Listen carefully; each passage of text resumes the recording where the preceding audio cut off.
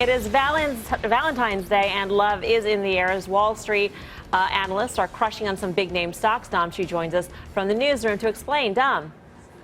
That's right, Melissa. Love is in the air, and analysts love these stocks in the Dow Jones Industrial Average. Okay, maybe love isn't the right word for it. I'm not sure what is, but here's what we've got.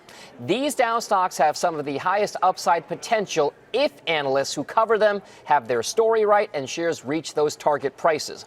For example, if shares of chemical company Dow DuPont end up hitting its average analyst target price, those shares could mean around 26% upside from current prices. Or investment banking giant Goldman Sachs that's got a target price that's around 18% higher than shares are currently trading. Tech giant Microsoft also in that same upside ballpark with implied upside of 18%. Health insurer United Health Group has a target that's 16% higher than now. And then there's integrated oil and gas giant Chevron, which could rise by 14% if analysts get their target price action right in the coming months. Now, in fairness, some of these names have higher potential upside because they've underperformed and target prices haven't yet been revised, if they ever do get revised. But Melissa, if these analysts are playing the role of Cupid and are trying to get investors to fall in love with certain companies, these could be among the love connections, and that's a big if. Back over to you, Melissa. Happy Valentine's Day, Dom. Thank you.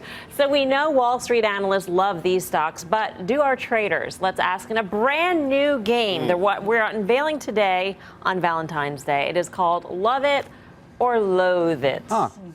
Guy, we kick it off with you and the most loved Dow stock, Dow DuPont. Love it or loathe it? So I figured loathe must be not like because it's the opposite. Loathe means hate. Appreciate that heads up. So in this case, Dow DuPont. Because we love you.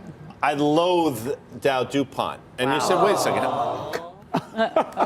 Fantastic. That is a great. That's I love the sound effect. I mean, if you look at the fourth quarter, they report. So I love it's fantastic. I mean, I Go on. loathe it again. Go for the triple.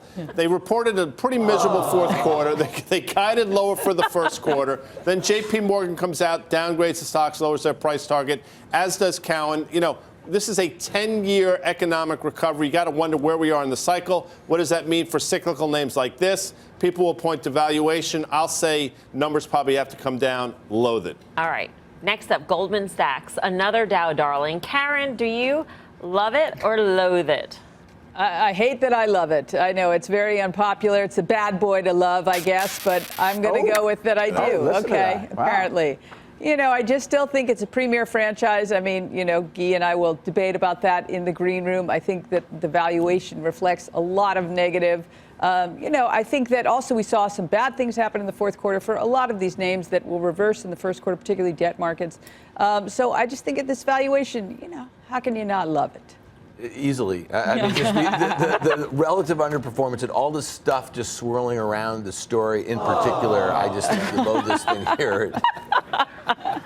I think we should just put that on a loop. I mean, it's just, sorry to interrupt you. I was going to say that we could just run that for Dan at all times. Do you love it or loathe it? I loathe it as well, and I loathe it. I loathe it. Right. Come on. I loathe it. Wow. Thank you. I mean, what does a guy have to do to loathe something? Hard to get. Look, on a relative basis within the sector, I don't love it. And I think, you know, banks are, I'm not going to change my tune. I think banks are cheap here. But if I'm going to be playing, I want money center banks. I don't want investment banks. And I think there's enough change at the top there that there's still some uncertainty about where their business is going. All right. Next up, the M in MAGA. That would be Microsoft. Dan, do you love it or loathe it? You know, Mel, that's really catching on. It really is. I kind of love it here, and I'll tell you why. I mean, here's the thing. You know, this is one of the largest, if not the largest, market cap company in the world right now. And here's a company that's expected to grow earnings and sales this fiscal year double digits. It does trade at a premium to many of its tech peers or mega cap tech peers and the market, but it would take something very, very stock specific for this thing to underperform the market. So as relative to the market, I think this is a place to hide out in tech right now because they are executing on many things that they can control, and the stuff they can, I'm telling you, is going to hit a lot of their other competitors far worse. So to me, I kind of love it here. Yeah, I'm with. I don't know how much MAGA is catching on. I mean, it might be catching on right there in Dan's little, like in this sphere. This sphere. Yeah. But he's right. I mean, 21 and a half times forward earnings probably is expensive. But you know what? They've become, in a lot of ways, a growth stock. So you can pay for that valuation. I do think it continues to grind higher here. All right, United Health, Tim.